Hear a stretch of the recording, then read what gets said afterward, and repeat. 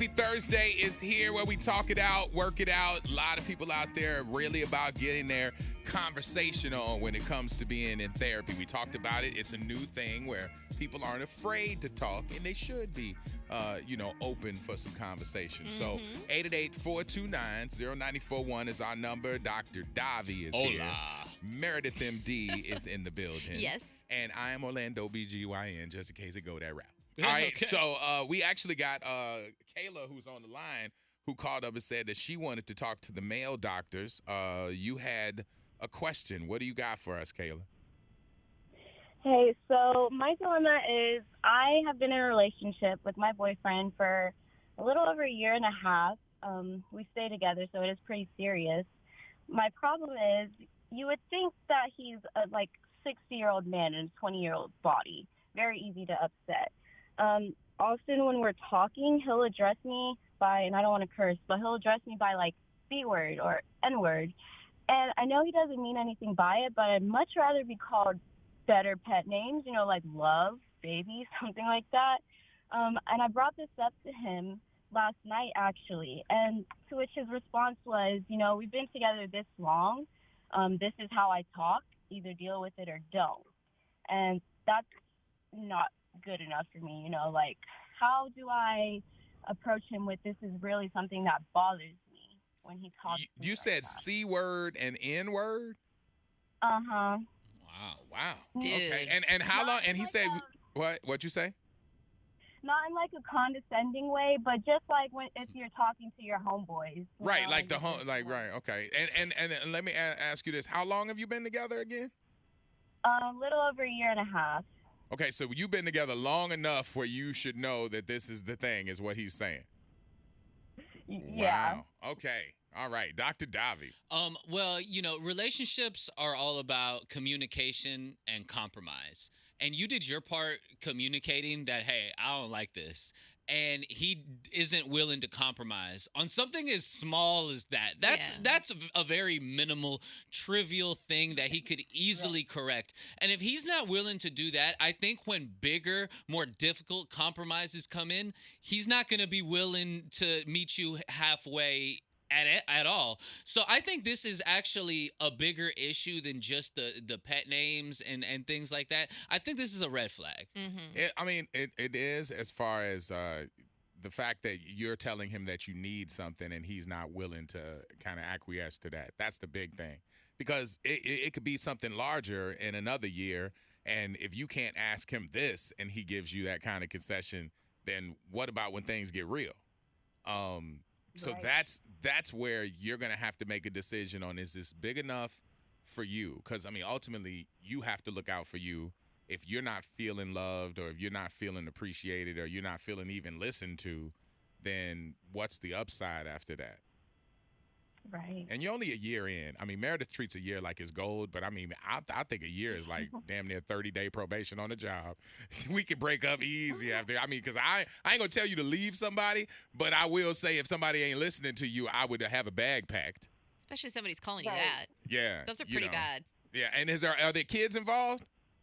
No. Okay, see, that's even better too, because now you ain't got this loose language all around your kids. Do you want somebody to, maybe, because, when you're dating somebody and pregnancies do happen, do you want to raise a kid with that kind of language being talked loosely around your kids about you?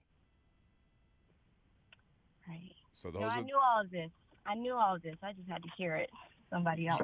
And that's usually what it is, that people got to just shoot you 100 and say, hey, if you want it, you got it. But if you want better, you might want to just clear the space for somebody else. Because, they always say, J. Ray and them always say, love and nature loves a vacuum. So it's like you got to remove the person from that space so the right person can get into that space. So if he's not the right person, it's best to go ahead and cut that now. But if you want to stick it out, you totally have that right too, okay? All right. All right. Well, I hope it works out for you. Thanks, y'all. Appreciate the advice. No problem. All right. Oh, that is awful. I have one for Meredith. What's the C word? Is the C word? Yeah, it's what you think it is. That is? Yes, that's He disgusting. calls her that? No, it's probably he said like your a term homies. for white people. Oh, that C word. Yeah, because C word and N word. So that's what I was. But we don't know. Oh, okay. Because he All said right. he says I thought it he was said that it other. out I of- thought it was the other one that I like. No, I don't think so. I was like, how does that Because you wouldn't homie? say that. She said he says it like He's saying you my homie. right. That's what I'm thinking. Okay. All right. I thought it was the other I thought one. it was the other one. I I'm was like, thinking yeah. white girl, black guy, and they kind of use the racial. Either racial way, slurs. how is she asked you not to call her that? Who the hell wants to be called that all day, every day? That is not. You wake up in the morning. Good What morning. was the thing? See you next Tuesday. Yeah, that's what I thought it was was. thinking. Yeah. I was like, Well, that whoa. is not romantic at At all. all. Least Yeah. bit. Meredith, Yeah. my son is 17 years old with no interest at all in driving. I don't want to push him, but at the same time, he could be a big help with his younger sister if he drove. That's why he don't want to help. Yeah. Should I drop this and let him show interest at his own pace, or maybe bring it up to him one more time because I just brought it up and he completely brushed me off? It's the times right now are just totally different. A little bit back in the day, used to be really excited, even when you're 15, to go get your driver's license and practice and all that stuff, and then you couldn't wait till you turned 16. Nowadays, totally different. There's they just take Ubers everywhere, and they're not as excited. And them scooters. Yeah, there's the Yeah. electric scooters, all that stuff. I mean, I think it would be beneficial for you to push it just a little bit more because he is a member of the family living under your roof, and everybody should be helping everybody out. That being said, I mean, how's this person going to get a car? Cars, in my opinion, should also be earned instead of just giving somebody an automobile, which is also a huge responsibility. There's a lot of things that come under that as well. And it's also a large expense. I mean, not only the car, but the insurance every single month, who's paying for gas. So definitely keep pushing it. See where he goes with that. Maybe he'll open his eyes up a little bit more because it also brings freedom at the same time. So I wouldn't let it go just yet. Okay. All right. Let's see. Out of the 813 says Dr. Davi. Dímelo. It says, found out my wife cheated on me. Oh, man. It happened 4 months ago after our wedding. Oh, jeez, bro. Long story, old boyfriend won't get into it. She's saying all the right stuff and showing a lot of remorse. I don't want to let go of my marriage. I just got in it. My question is, while I know it's a betrayal, is this any better that it was early and not after our long-time love story that we were trying to build? I know I'm grasping at straws, but is there any concession on this happening so early? I think it's worse that it happened so early because it literally happened in the honeymoon phase. This is where the love is supposed to be the strongest. You're coming off a wedding. You're supposed to be at an all-time high as far as intimacy and love making and all of that fun stuff. And if she's already not only cheating on you, but cheating on you with the ex, the one that you've been thinking about and had your eye on, you've been looking at that.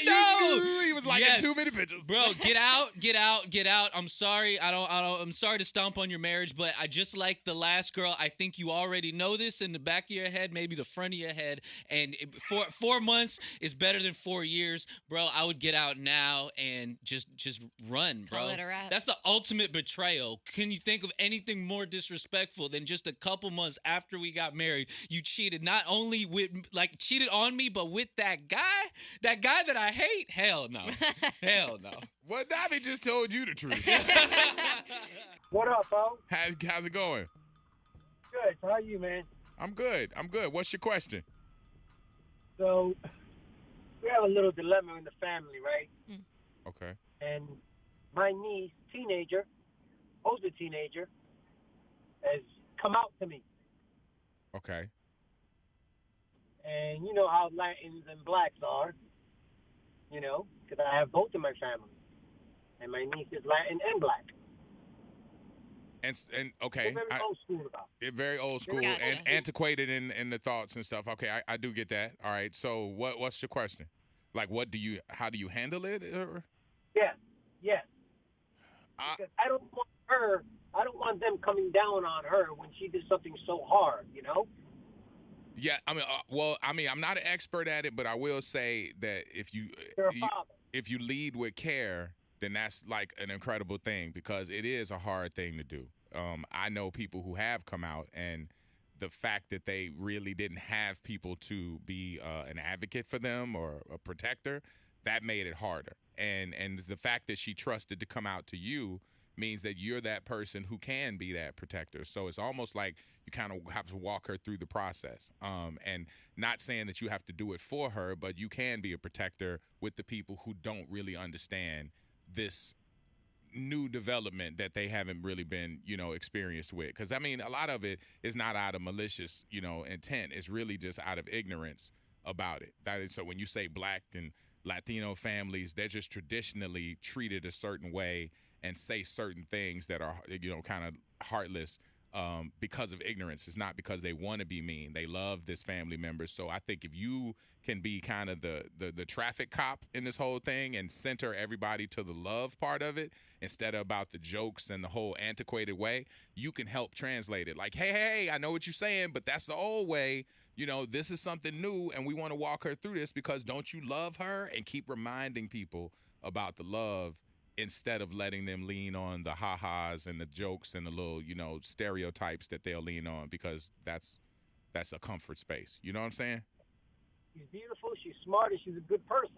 Yeah, of course. And those things are important. I think, again, you standing next to her through this, being somebody she can lean on and reminding people that this family member that we love who is smart and beautiful and all that has something that she's sharing with us, we don't want to stifle that. So I think when a person chooses you as their person to trust with that, there's a lot of responsibility with that. So you calling here and asking us our opinion is part of that whole thing. So obviously you taking it seriously. So I would say, definitely be there for her and keep reminding her that, hey, as you go through this, we're going to have some family members that might not get it, but I'm going to be here with you and we're going to help walk you through this because you ain't alone. Keep reminding her about that. I think that'll be a home run for you. She needs an advocate.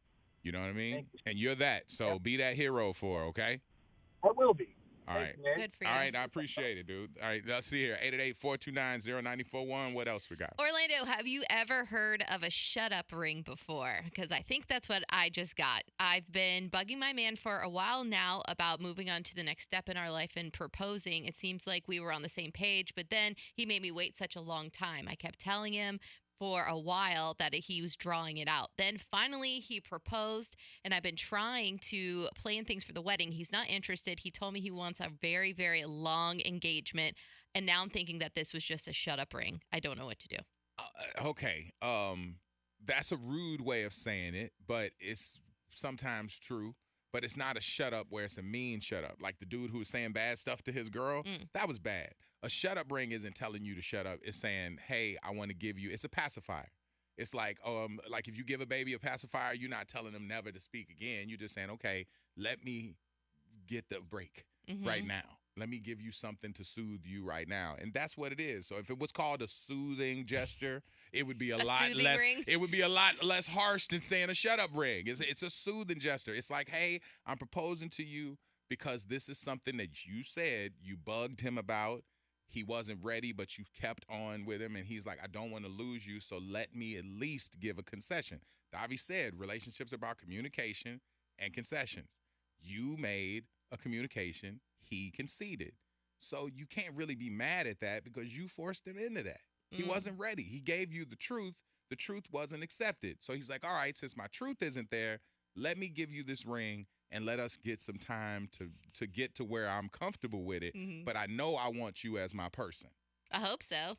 I gave you the ring. I want you as my person. But, I mean, shut up ring just sounds harsh. But it does. Trust me, there are a lot of guys that have given shut up rings, and they would love to name them soothing gestures and stuff like that. I mean, it's true. Yeah. So it's better than a promise ring. But again, you bugged him. If you took the no and just walked away, not walked away, but just left it alone, you wouldn't have gotten the shut up ring. Squeaky wheel. You squeaked, and so he gave you some oil. That's just what it is. All right. Let's see. Do we got one more or? Yeah, we have one for Meredith. It says, we're having a big fight in our house about TikTok.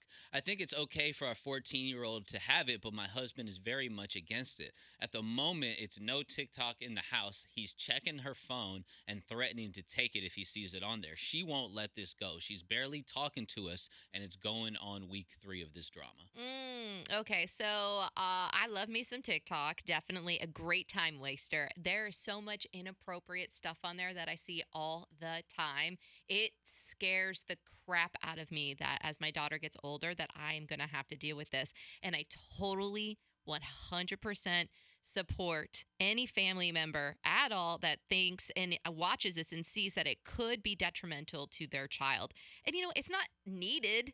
Kids don't need to be on social media. It's a want and it's a privilege. And also, they see a lot of, seriously inappropriate stuff on there. It has to be tough, though, when all your friends' circle has it and you're the one who has the lame Very parents. much so. But is it gonna kill you? No, it's not gonna hurt you at the end of the day. Your parents are just trying to. I don't know if there are any filters on there but either. Is it worth not having? She said week 3 of my daughter not talking to us. Is that worth it? But that bothers me though. Like, you ain't paying no bills. Right. You in this house. You really not talking to us. But then you might need to get a sleeping bag and sleep in the backyard. Like, I'm not giving you. I'm just saying, like, you can't talk to your parents for 3 weeks, and the silent treatment is. I'm looking out for you. Is working. Like, Right. I don't think that's cool. Like, I support it. I support banning TikTok. If there's another outlet, maybe I know it may not be as cool, but if you accept a Snapchat or IG or something like that, maybe one outlet would be cool. But I get why you don't want TikTok because it's hard to find the crazy. parental controls on it because I've tried For to sure. kind of quick tweak them, and TikTok isn't as friendly as the other. Maybe ones have are. the same account number so you can log in whenever you want, so you can see the videos that she likes. If you want to eventually open up that door, That might be something. Share an account. Yeah. And where you won't post. Yeah. And you won't act on it, but you get the notifications. You can of see the everything comments. that goes up. Yes, you can see messages. And maybe if you even want to share it with your kid and say, "Hey, I'll let you do it, but what about us doing it at a certain time of day where we can be here with you?" Yeah. Like, and to get you used to the muscle memory of what's acceptable on TikTok that we won't come down on you about. Sure. That would be something that maybe you can train her in it, because it is harsh. My daughter didn't have her own. She had her own Instagram, but her mom manages it. Yeah. And we found out as we were driving one day. I looked at. I was like, somebody duped my daughter. I'm like, because this says my daughter's name with her picture. I'm like, oh my God. I'm like, this is somebody's like catfished. And then she's like, no, your daughter made her own. And I realized that she went to a friend's house and made a one on her own. Ooh. And it was because her friends had access to theirs and she felt left out. So that was a big, huge thing when she got grounded and whatever. And it was years ago. But the fact of the matter is, your kids being left out causes them to panic, and that whole being accepted It's by their friends world. thing. So no silent treatment in this house. We pay your bills, so you gonna talk to us, or we gonna duct tape you to something. And also maybe join TikTok together. Sure. Yeah, share an account. There you go. All right, that's your Therapy Thursday. It's a wrap. Orlando in the Freak